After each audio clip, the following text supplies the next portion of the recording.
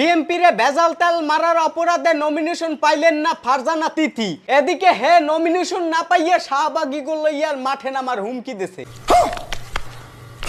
তেলের দাম কমাইয়া চমক দিতে চাওয়া চমক আফারেও নমিনেশন বিএনপি দেয় নাই। এদিকে বাংলাদেশে তেলের দাম বাড়ছে হুন্নেই ওবায়দুল কাকু দেশের মানুষের খোঁজ খবর লওয়া শুরু করছে। কেমন আছেন আপনারা? ভালো নাই কাকু, দুহুরিয়া বাদুগ্য খাইয়ে একটু মুইতে ঘুমিয়ে না আনপার সালাম। হঠাৎ করে গরমের ঘুম ভাঙ্গে গেছে। ঘুম ভাঙ্গেই দেখি যে ফ্যানটা চলে না, বিদ্যুৎ হ্যাঁ নাই। ক্ষমতায় আসলে বিএনপি এই দেশে বিদ্যুতের জায়গায় খাম্বা। বিদ্যুৎ না পাইয়া জনগণ হোগায় বাসা রাতে হেরিকেন লইয়া লইয়া ঘরে। এমন পরিস্থিতিতে নিজের এলাকায় বিদ্যুতের বিকল্প ব্যবস্থা করছে আমাগো এমপি হাসনাত আব্দুল্লাহ। সারাদিন কারেন্ট থাকে না, আমরা এই কারণে মোমবাতি করে দিই। সরকার স্বীকার করে না যে সরকারের অভাব আছে, স্বীকার করে। আচ্ছা স্বীকার করবে কেমনে কন যে এনে যুদ্ধের চোটে হারা বিশ্ব তেলের জিনে হাহাকার করে, হ্যাঁ বাংলাদেশে তেলের কোনো অভাবই নাই। গর্বের সাথে বলতে পারি দেশের ইতিহাসে সবচাইতে বেশি জ্বালানি আমাদের মজুদ রয়েছে। এমন উন্নয়ন লইয়া গর্ব করাই যায়, দেশের একজন নাগরিক হিসাবে আমার গর্ব হয় বিষয়টা লইয়া। এই যে মানুষগুলো দাঁড়িয়ে আছে অসহায়, কতদিন এরা খায়নি।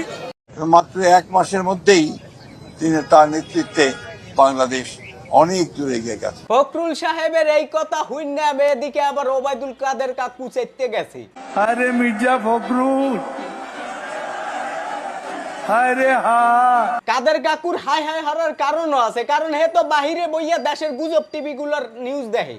দায়িত্ব গ্রহণের 1.5 মাসেরও কম সময়ে বিএনপি সরকার ঋণ নিয়েছে 41,000 কোটি টাকা। এই সংবাদ দেখে আবার হাসিনা আফাই হে চেতে গেছে, হে আইয়ে দেশের মানুষের দ্বারে বিচার দিতে আছে। দেশবাসীর কাছে আমি বিচার চাই, কি অপরাধটা কি করেছি। আম্মে কেমন মুই কুট্টি মানুষ মুই হ্যাঁ জানি না, কিন্তু মোর দাদাই কইতে পারবে। মোর দাদাই বুড়ো মানুষ, হেরদার দিয়ে হনেন।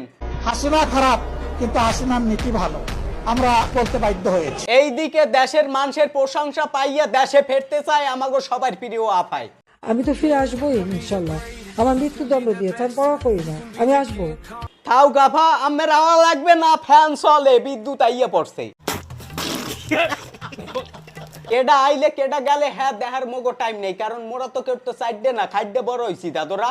আমরা চাই দেশের মানুষ খাওনে শান্তি পাও, ঘুমানে শান্তি পাও, এবং আমাগো যে প্রবাসী বাইরা বিদেশে খাইডে এত কষ্ট হইরে রেমিটেন্স পাঠায়, এরপরে এই গার্মেন্টস শ্রমিকরা যে কষ্ট হরে, এই কষ্ট হইরে যে সম্পদটা অর্জন করে, এই দেশের সম্পদটা সঠিক কামে ব্যয় দেশের কামে, যাতে হগুনের ছাউগুলো না খাইয়া হালাইতে পারে। উপরে আল্লাহ নিচে জমিন কথা।